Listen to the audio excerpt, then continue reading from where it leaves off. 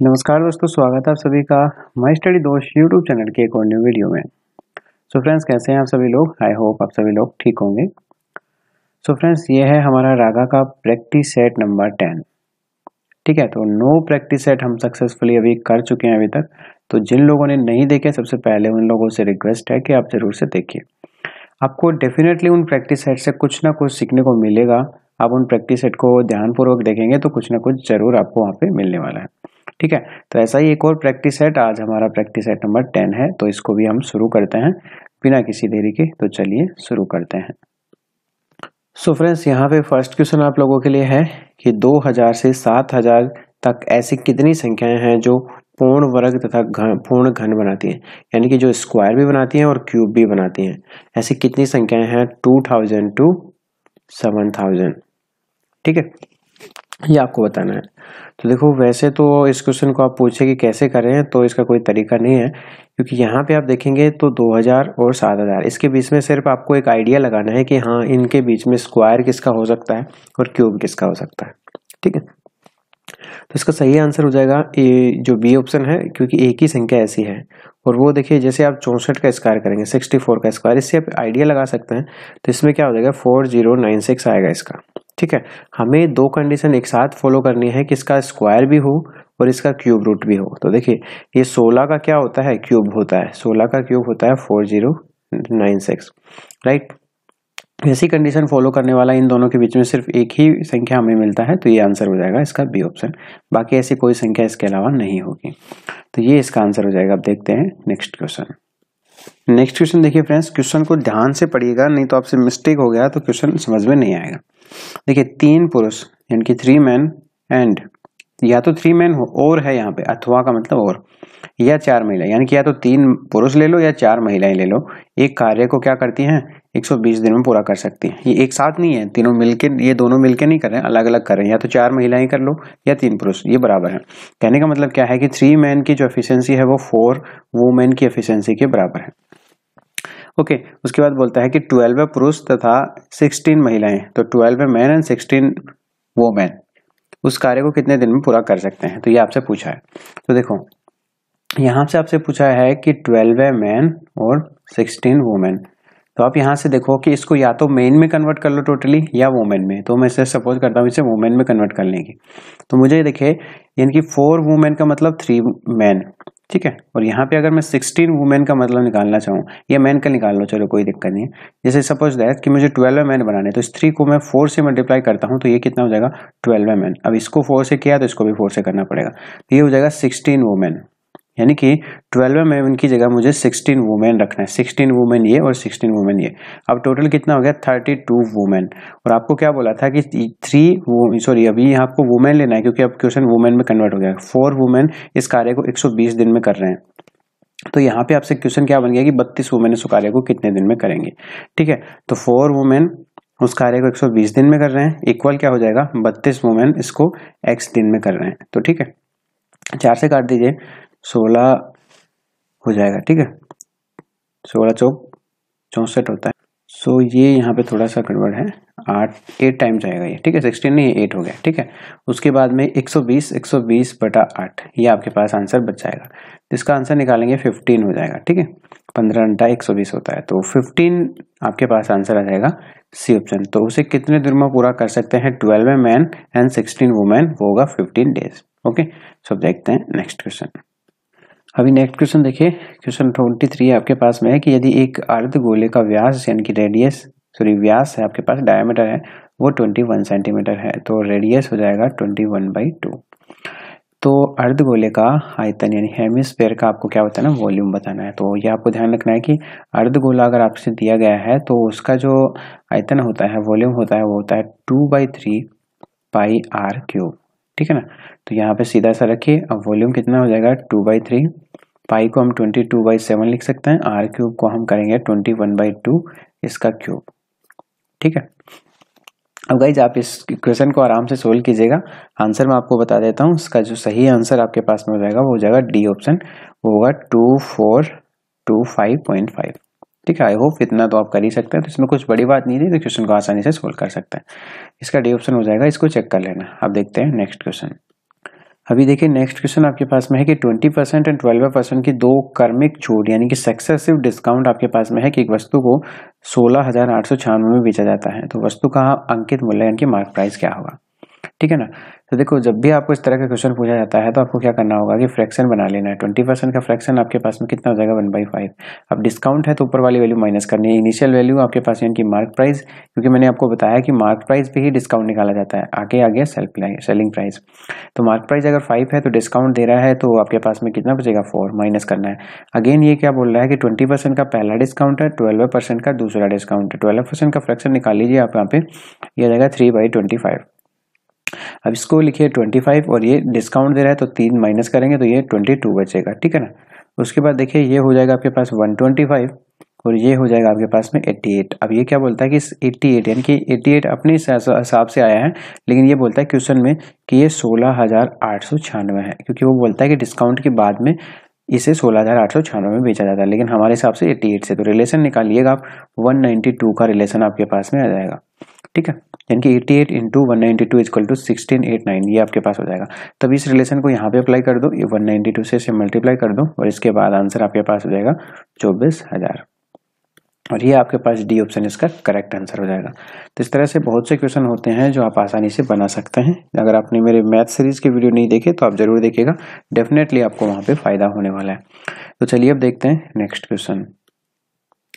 Okay, सो अभी यहाँ पे देखिए नेक्स्ट क्वेश्चन आपके पास में है कि 3 धावकों की गति का जो अनुपात है, इनकी स्पीड का रेशियो है 3:4:6, समान दूरी तय करने में उनके द्वारा लिए गए समय का अनुपात क्या होगा। ये आपसे क्वेश्चन पूछ रहा है। तो यहाँ पे देखिए इनकी स्पीड का रेशियो आपको दिया गया है 3:4:6। आपको पूछा है कि इनके द्वारा समान दूरी, यानी कि मैं मान लेता हूँ कि x डिस्टेंस उन सभी ने ट्रेवल की, तो उनके लिए आपको पूछ रहे हैं टाइम का क्या होगा रेशियो। तो टाइम इज इक्वल टू क्या होता है, डिस्टेंस अपॉन स्पीड। तो डिस्टेंस x है अपॉन स्पीड 3 हो जाएगा, रेशियो x/4 रेशियो x/6। अब ये x है तो x सभी के कट जाएंगे क्योंकि ये मल्टीप्लाई में है सभी के साथ में, तो हम इसको कॉमन लेके भी हटा सकते हैं इस तरह से। तो आपके पास बचा 1/3 रेशियो 1/4 रेशियो 1/6। अब इसको अगर मैं उल्टा कर देता हूँ तो आपके पास वही रेशियो हो जाता है 3:4:6।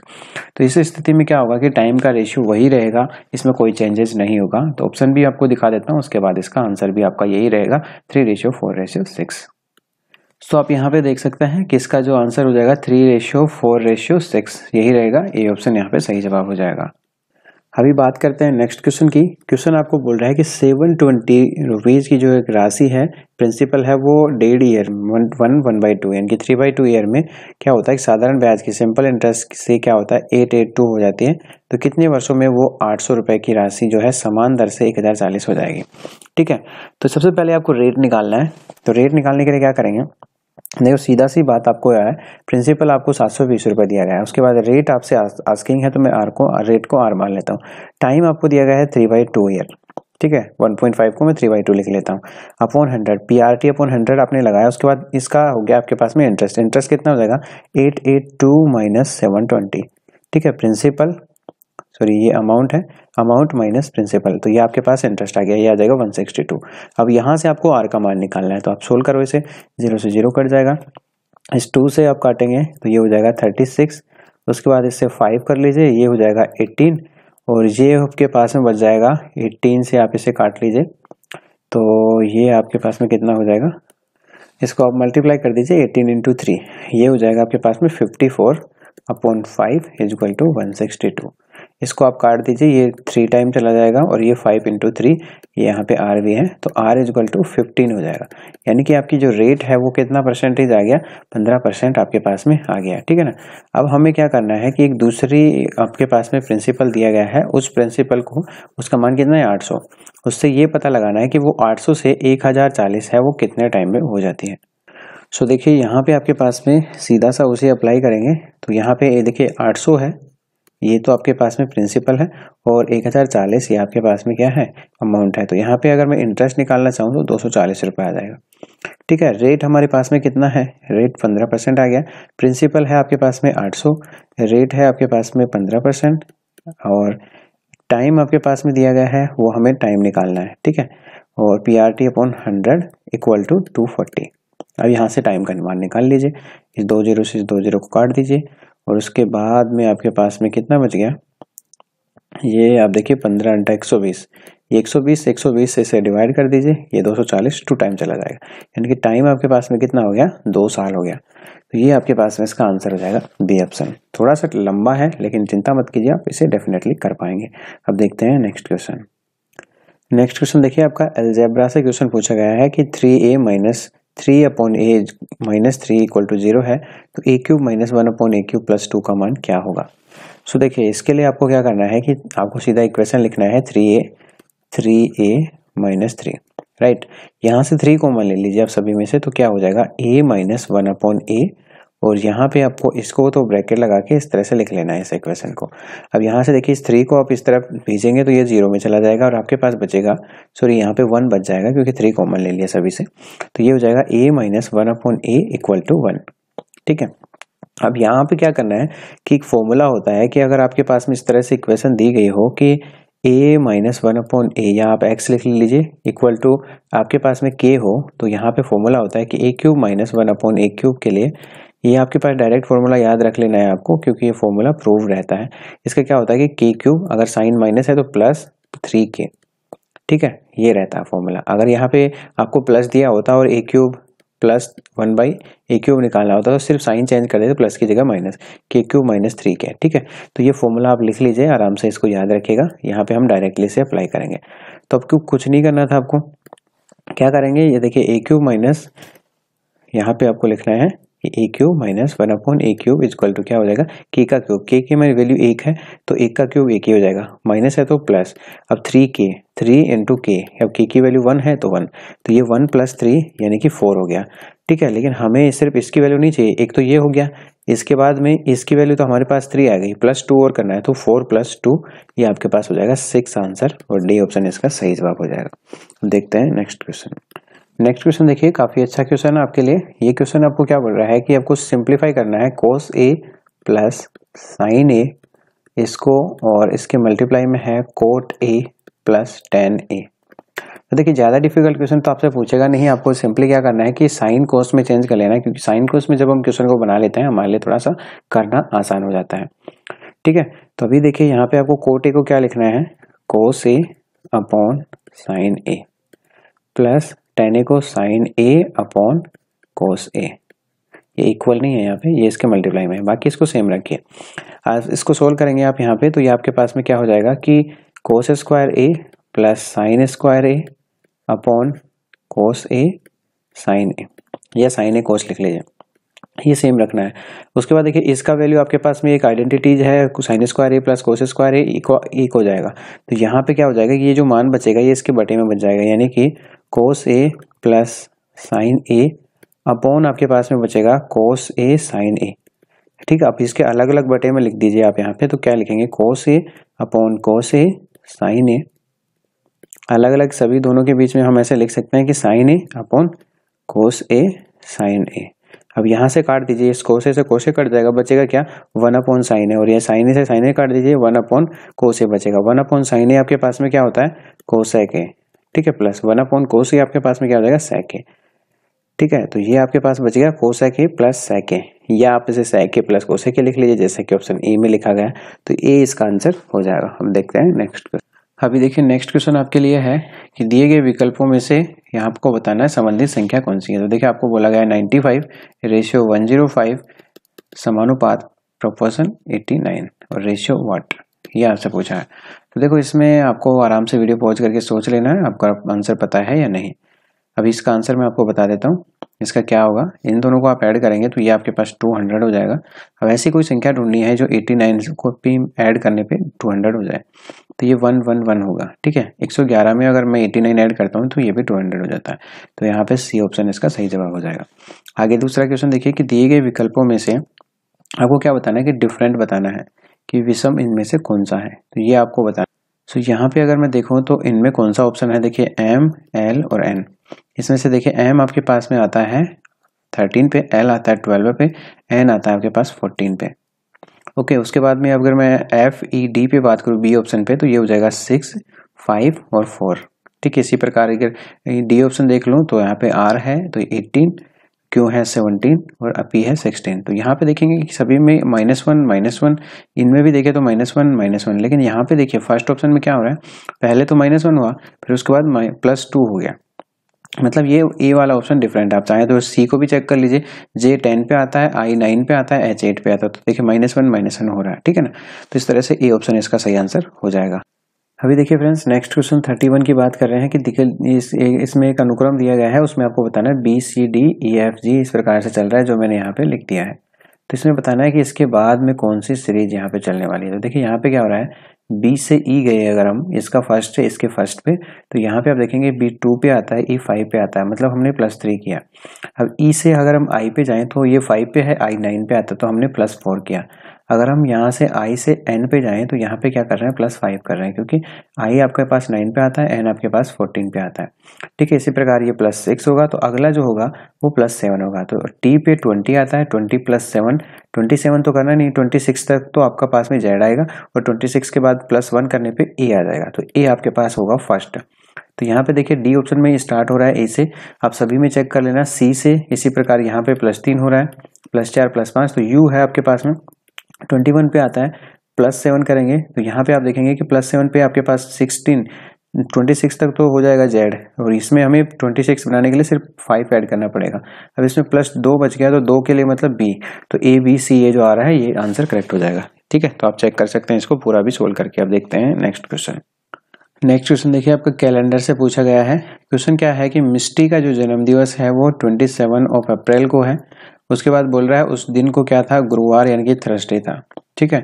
उसके बाद बोलता है कि आराध्या का जो जन्मदिन है वो है आपके पास में 20 अक्टूबर। तो यहाँ पे उसी ईयर को आराध्या के जन्मदिवस को क्या होगा ये आपसे पूछा है, ठीक है ना। तो आपको ये बताना है कि उस दिन यहाँ पे क्या होगा। सो देखिए इसको कैसे करना है आपको, यहाँ पे सबसे पहले हमें और डेज काउंट करने हैं, ठीक है ना। तो और डेज काउंट करने का क्या मतलब है कि 27 अप्रैल के बाद आ गया, अप्रैल में अब कितने दिन बचे हुए हैं, 3 अप्रैल में हमारे पास में 3 दिन और बचे हुए हैं, ठीक है। मई की अगर मैं बात करूँ तो मई में कितने दिन होते हैं, 31। उसके बाद में जून में बात करूँ तो 30, जुलाई में बात करूँ तो 31, अगस्त में बात करूँ तो भी 31, सितंबर में बात करूँ तो 30, अक्टूबर के कितने दिन बचे हैं, 20, ठीक है ना। 20 अक्टूबर तक ही जाना है हमें, राइट। अब देखिए इस सभी को टोटल करके हमें फाइनली क्या करना पड़ेगा कि 7 से डिवाइड करना पड़ेगा। उसके बाद जो रिमाइंडर बचेगा उसको हम प्लस कर देंगे थर्सडे के बाद में, ठीक है ना। यही चीज़ करने वाले हैं। तो हम क्या करते हैं कि यहीं पे इनको ऐड किए बिना ही हम सभी को 7 से डिवाइड कर लेते हैं, और डेज हमें काउंट करने हैं। देखो 3 को डिवाइड करेंगे तो 3 तो नहीं हो पाएगा, तो 3 को रख लीजिए। 31 को करेंगे तो 28 तक तो हो जाएगा, उसके बाद बचेगा कितना, 3 बचेगा। 30 को करेंगे तो 2 बचेगा, 28 तक हो जाएगा, 2 रिमाइंडर बचेगा। इसमें 3 बचेगा, इसमें भी 3, इसमें 2, और इसमें भी 20 को करेंगे तो ये 6 बच जाएगा, क्योंकि 14 तक हो जाएगा, उसके बाद ये बच गया।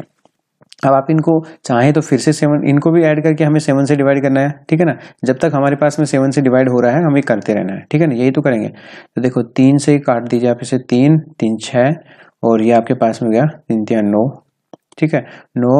उसके बाद में आपके पास 2 11 11 और 6 17 17 और 2 19 19 और 3 22, टोटल 22 हो गया। अब 22 को भी फिर से 7 से डिवाइड करना है, तो ये हो जाएगा 21 तक तो चला जाएगा, एक रिमाइंडर बचेगा। हमें काटने से मतलब नहीं है, हमें रिमाइंडर से मतलब है। तो ये 1 बचेगा। अब यहाँ से थर्सडे है, थर्सडे से +1 करना है, तो ये फ्राइडे हो जाएगा, ठीक है ना। फ्राइडे आपके पास शुक्रवार, ए ऑप्शन सही जवाब हो जाएगा। थोड़ा सा हो सकता है वीडियो में आपको कुछ और देखने को मिला हो बीच में, तो थोड़ा प्रॉब्लम हो गया था ये टेक्निकल इश्यू की वजह से, तो I am sorry for that. अब देखते हैं नेक्स्ट क्वेश्चन। नेक्स्ट क्वेश्चन देखिए, आपको बोला गया है कि 4 बक्से हैं आपके पास में, उनका वजन आपके पास 80 60 90 और 70 है। उनमें से क्या बोल रहा है कि कौन से बक्से किसी संयोजन से कुल वजन का प्रयोग करके नहीं बनाया जा सकता। इनकी ऑप्शन में से आपको ये बताना है कि कौन सा ऑप्शन इनको ऐड करके नहीं बनाया जा सकता। अब देखो 300 है पहला ऑप्शन, अगर मैं देखूं तो यहाँ पे अगर मैं 300 बनाना है तो कैसे बना सकता हूँ, 80 + 60 + 90 + 70, इन सभी को ऐड करेंगे तो ये 30 हो जाएगा, 300 सॉरी। तो ये आपके पास हो गया, तो ये तो बन सकता है। उसके बाद में 230 की अगर मैं बात करूँ तो ये कैसे बनाया जा सकता है, देखो 80 + 90, ठीक है 17, 170 तक तो हो गया। अब 17 + 6 यानी कि 60 में जोड़ दूं तो 23, 230 हो गया, ठीक है। ये भी बन सकता है। अगर 220 की बात करूं तो यहाँ पे देखो 90 + 60, 9 और 6 15, ठीक है, 150 तक हो गया, और 15 और 7 22, तो 170 यानी 220 आपके पास ये भी बन सकता है। वैसे तो ऑटोमेटिकली डी ऑप्शन आपका आंसर हो जाएगा, क्योंकि ये बचा हुआ है तो ये नहीं बन पाएगा, तो ये हम नहीं बना पाएंगे, तो ये आपके पास में इसका आंसर हो जाएगा। ठीक है, तो इस तरह से इस क्वेश्चन को भी आप आसानी से कर सकते हैं। अब आप देखते हैं नेक्स्ट क्वेश्चन के बारे में। नेक्स्ट क्वेश्चन देखिए फ्रेंड्स, आपको बोला गया है कि इसमें आपको क्या करना है, ये वर्ड आपको दिया गया है, इस वर्ड से कौन से ऑप्शन जो हैं नहीं बनाए जा सकते, ये आपको बताना है। अब यहाँ पे देखो स्टोइक की अगर फर्स्ट ऑप्शन है इसकी बात करूँ तो देखो एस भी यहाँ पे है, टी भी है, आई भी है, ओ भी है, ठीक है, सी भी है, तो ये बन सकता है। इसी प्रकार इसको देखना, आप इसको देखना, इसको देखना।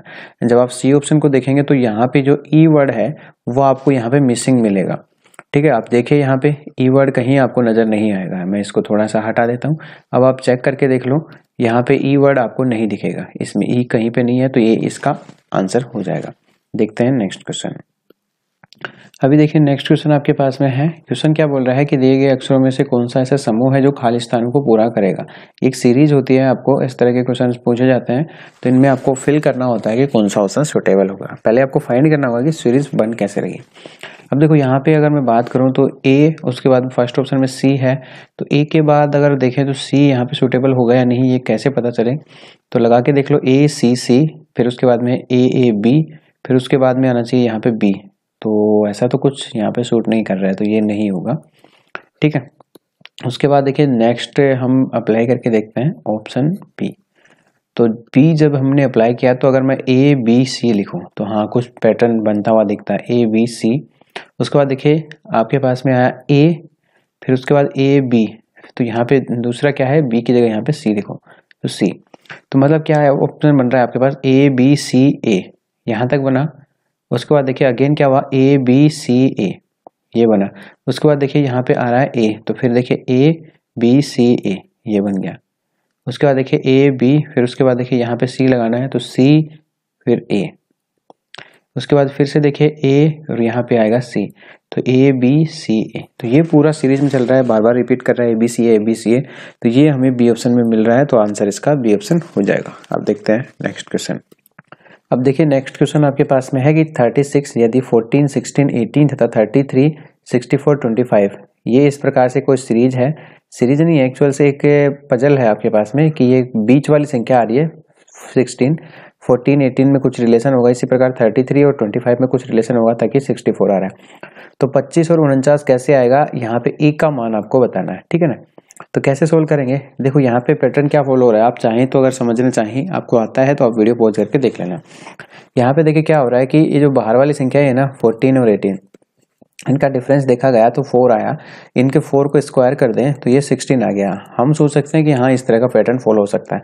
इसको अप्लाई किया हमने कि 33 और 25, इनका डिफरेंस हमने देखा तो 8 आया, 8 का स्क्वायर किया तो 64, मतलब ये 100% यही फॉलो हो रहा है, अगर दो में ही सेटिस्फाई हो जाता है। अब हम क्या करेंगे, 25 और ए का डिफरेंस देखेंगे, ताकि यहाँ पे क्या हो, ए जो हो जाए 7 आना चाहिए इसका डिफरेंस, क्योंकि 7 का स्क्वायर क्या हो जाएगा 49, तो इनका डिफरेंस 7 आने के लिए हम क्या कर सकते हैं कि या तो 25 32 हो ए की जगह पे, क्योंकि इन दोनों का जो डिफरेंस है वो कितना है 7, या क्या हो 25 और ए का मान 18 हो, इन दोनों का डिफरेंस भी आप देखेंगे 7 है, तो यहाँ पे इसलिए डी ऑप्शन में दिया गया है 32 या 18, तो डी ऑप्शन इसका सही जवाब हो जाएगा। देखते हैं फिर नेक्स्ट क्वेश्चन। अब देखिए नेक्स्ट क्वेश्चन आपके पास में है कि भारतीय संविधान सभा वर्ष कौन से में जो है स्थापित की गई थी। तो संविधान सभा का गठन कब किया गया था, तो ये आपको बताना है। तो संविधान सभा का गठन जो है 9 दिसंबर 1946 में किया गया था, तो बी ऑप्शन सही जवाब हो जाएगा। उसके बाद नेक्स्ट देखिए, अपने शासन के दौरान अंग्रेज किसानों को पंजाब में क्या उगाने के लिए मजबूर करते थे। तो देखिए पंजाब में अभी भी आप देखते हैं कि ज्यादातर गेहूं की खेती होती है, तो उस टाइम भी क्या था कि अंग्रेज लोग उन्हें गेहूं उगाने के लिए मजबूर करते थे। उसके अलावा अगर आपसे पूछता तो मद्रास में उन्हें चावल उगाने के लिए, और असम में जो है चाय, और उत्तर प्रदेश में गन्ना, इस प्रकार से वो लोगों को मजबूर करते थे। अलग अलग जगह पे जहाँ पे फसल अच्छी होती थी वो लोगों को वहां पे उगाने के लिए मजबूर किया जाता था। अब देखते हैं नेक्स्ट क्वेश्चन। नेक्स्ट देखिए 16वीं शताब्दी में दिल्ली का लाल किला किस राजवंश के शासकों का निवास था। तो 16वीं शताब्दी में दिल्ली का जो लाल किला था वो मुगल वंश का निवास था, तो डी ऑप्शन इसका आंसर हो जाएगा। दिल्ली के लाल किले का जो निर्माण था 1693 में करवाया गया था, ठीक है, ये भी ध्यान रखना है आपको। उसके बाद में किसने करवाया था, शाहजहां ने करवाया था। और आगरा के किले का निर्माण किसने करवाया था, अकबर ने करवाया था, तो ये ध्यान रखना। दिल्ली का लाल किला यहाँ पे शाहजहां और यहाँ पे आपके पास में अकबर ने करवाया था। कहाँ का? आगरा का लाल किला। आगे देखिए फिर नेक्स्ट आपके पास में क्या है, भारत की स्थल सीमा रेखा कितनी है लगभग? तो ये आपको ध्यान रखना है। भारत की जो स्थलीय सीमा है वो है 15,200 टोटल मिला के। यहाँ पे तटीय सीमा और जो तटीय नहीं है वो भी आपके मिला के। तटीय अगर मैं बात करूं तो यहाँ पे 15,200 है टोटल, ठीक है ना। तो इसमें आपको सॉरी स्थलीय सीमा ही पूछा है, टोटल नहीं पूछा है।